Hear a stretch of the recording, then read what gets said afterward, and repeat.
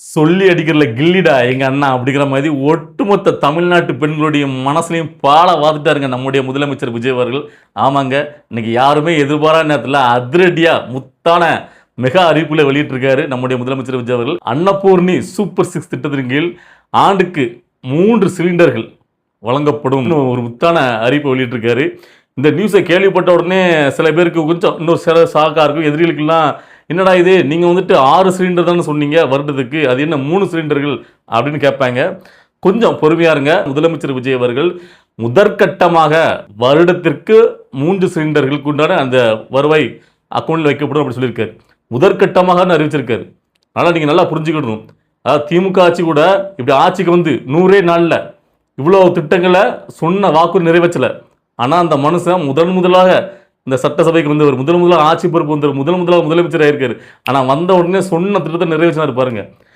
முதற்கட்டமானு சொல்லியிருக்காரு. வெற்றி பயண திட்டத்தில் நீங்கள் எல்லா பேருந்துகளையும் மாநகரில் போகக்கூடிய எல்லா பேருந்துகளையும் பெண்கள் இலவசமாக பயணிக்கலாம். ஸோ இதிலே ஹைலைட் என்னன்னு கேட்டிங்கன்னா, மாவட்டம் விட்டு மாவட்டம் பயணிக்கக்கூடிய அந்த பெண்களுக்கு வந்து பார்த்தீங்கன்னா சாதாரண பஸ் இருக்குல்ல, நம்முடைய கவர்மெண்ட் பஸ், அதில் இலவசமாக நீங்கள் பயணிக்கலாம்.